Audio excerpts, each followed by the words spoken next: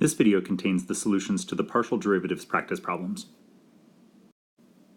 So here we're asked for the first order partial derivatives f sub x and f sub y for f of xy equals x divided by y. So the first thing we should do for this problem is rewrite this as x times y to the minus 1. If you remember from earlier calculus classes, writing fractions with negative exponents is often a good way to help us take the derivative in a much easier way. So f sub x, which is also sometimes written del f del x, is the partial derivative with respect to x, which means we're going to treat any variable other than x like it's a constant. So if we think of x times y inverse, if we instead think of that as y inverse times x, well, if y is a constant, then y inverse just means 1 over y, and so that's a constant too. And so this is a constant multiple, so the y inverse just sticks around, and we take the derivative of x, which gives us 1. So our derivative is y to the minus 1. And then f sub y is the same thing, except we treat any variable other than y as if it's a constant. So again, this is sometimes written del f del y. So if we again think of it as x times y to the minus 1, the x sitting out front, that's a constant multiple, so that's going to stick around while we take the derivative. And the derivative of y to the minus 1 is minus 1 times y to the minus 2, using our power rule just like we normally would. So that's going to give us minus x times y to the minus 2. Now we're going to continue talking about this same function, x over y, and now we want to find the second order partial derivatives and also verify something called Clairaut's theorem. So it's helpful to remember the first order partial derivatives that we already found in the first problem, and now we're going to find the second order partial derivatives. So there are three second order partial derivatives. There's fxx, and then fxy, which according to this theorem is supposed to be equal to fyx. So actually we're going to compute those separately. And then the last partial derivative is fyy. So let's start with fxx. What that means is the x partial derivative of the x partial derivative. So we'll sometimes write it like this, or we might also write it as del squared f divided by del x squared. But however we write it, all this means is that we're going to take the x partial derivative of the x partial derivative. Now the x partial derivative is y to the minus 1. And remember that taking the x partial derivative means that we're treating any variable other than x as if it's a constant. But that means that there are no x's in my x partial derivative, and so the derivative of y to the minus 1 is the same as the derivative of a constant, which is 0. Now if we do fxy, this means that we're going to take the x partial derivative and then the y partial derivative, which means that we're really taking del y of del f del x. So the letters switched order because here, when I say f sub xy, this means I take f sub x and then take the derivative with respect to y. But that's exactly what I'm doing here when I'm writing it with parentheses. Now, if you're worried about that being confusing, again, Clairaut's theorem says that the order doesn't really matter. If you do an x and a y versus a y and then an x, it'll always give you the same answer. But here we're just verifying it. So what we're doing is we're taking the y partial derivative of the x partial derivative. So this is the y partial derivative of y to the minus 1. Now remember, y partial derivative means that we treat any variable other than y as if it's a constant. Well, we don't have any of those other variables in this one, so we just take the derivative like we normally would. We get minus 1 times y to the minus 2, or just minus y to the minus 2. For fyx, this means the x partial derivative of the y partial derivative, which is the x partial derivative of minus x times y to the minus 2. The minus and the y to the minus 2 are constant multiples, and the derivative of x is 1, so this is minus y to the minus 2. And again, what we see here is that this value and this value are the same. So that is a check to Clairaut's theorem.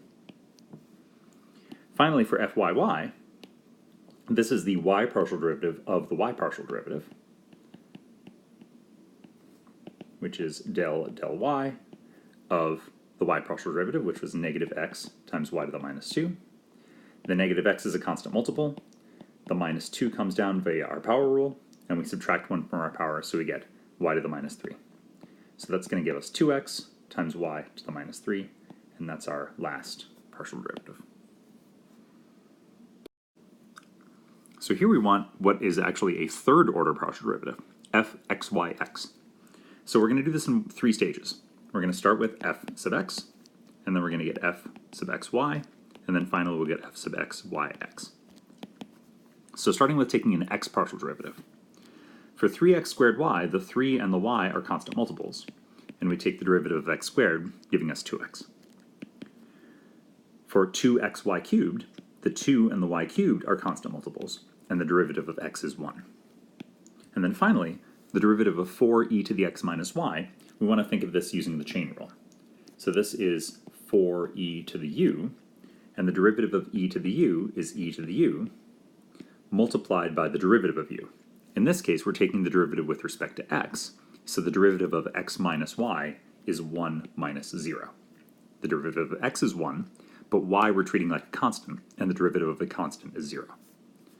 So cleaning this up a little bit, we get 6xy plus 2y cubed, and then minus 4e to the x minus y. All right, so now let's figure out f sub xy. We already did f sub x, so we're going to take the y partial derivative of the partial derivative that we just did. So the y partial derivative of 6xy, the 6x is a constant multiple, and the derivative of y is 1. The derivative of 2y cubed, well, that doesn't have any variables other than y in it, so we take the derivative like we normally would, giving us 6y squared. And then finally, the derivative of 4e to the x minus y. Again, think of that as e to the u. The derivative of e to the u is e to the u, multiplied by the derivative of u. But this time, the derivative of x minus y is 0 minus 1, because this time we're taking the derivative with respect to y. So x is a constant, and the derivative of a constant is 0. And y, the derivative of y, is 1. So we get 6x plus 6y squared, minus a minus is a plus, 4e to the x minus y. Now the last step is to take one more partial derivative. Now we're taking the partial derivative with respect to x. The derivative of 6x is 6, just like it normally is. The derivative of 6y squared, well, we're taking the derivative with respect to x, so any variable other than x gets treated like a constant. Y is a constant, so y squared is a constant, and 6y squared is just one big constant, and the derivative of a constant is 0. And then finally, 4e to the x minus y, one more time. Think of that as e to the u, and the derivative of e to the u is e to the u, multiplied by the derivative of u, and the derivative of u is one more time, 1 minus 0. So our final answer is 6 plus 4e to the x minus y. Here we have a function of 4 variables, g of w, x, y, z, which means it has 4 first-order partial derivatives. G sub w, g sub x, g sub y, and g sub z. When we take the derivative with respect to w, anything that involves a term that does not have any w's in it is a constant.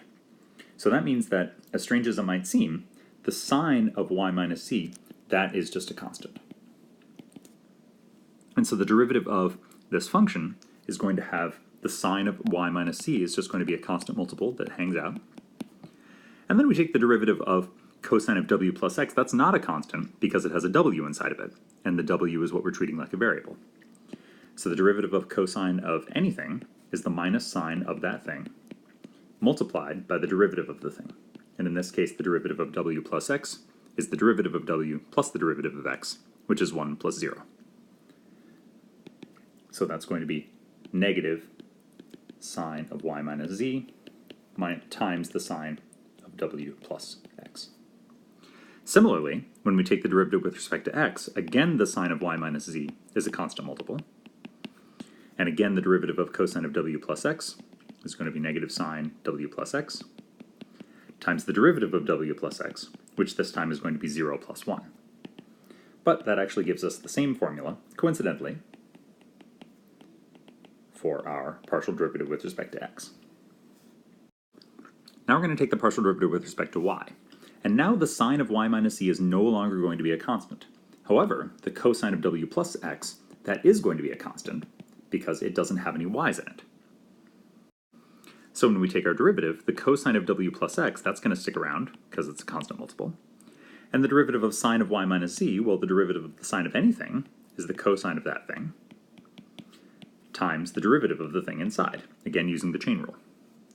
So we end up with cosine of w plus x multiplied by the cosine of y minus z. And the next one's similar. Again, the cosine of w plus x is a constant multiple. Again, the sine of y minus z gives us a derivative. That's the cosine of y minus z, multiplied by the derivative of y minus z, which is 0 minus 1. We're taking the derivative with respect to z, so y is a constant, that gives us a derivative 0. Z, the derivative of z is 1. So we get minus cosine of w plus x times the cosine of y minus z, and those are our 4 different first-order partial derivatives. For this problem, we have a table of values, and we're asked to estimate the partial derivative with respect to x at the point 2.2, 3.4. So if you look at our table of values, 2.2, 3.4 is right here. So the z value corresponding to that x and y value is 5.043. So since we want the partial derivative with respect to x, the idea is that if we change the value of x a little bit, what effect does that have on the change on the value of z? So that means that we either want to go up a little bit in the x direction, from 2.2 to 2.3, or down a little bit in the x direction, from 2.2 down to 2.1, and then look at the rate of change of the function value. So either one of these is going to give us a valid solution here. We're just going to sort of make an arbitrary choice and then see how it turns out. So I'm going to say that my x partial derivative is going to be approximately equal to, I'm going to go up a little bit.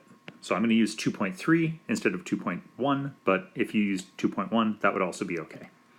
So the partial derivative is going to be approximately equal to 2.3, 3.4 minus f of 2.2, 3.4 divided by the change in x. So it's a delta z over delta x. In this case, that's going to be 5.156 minus 5.043 divided by 0.1. So that's 0.113 divided by 0.1.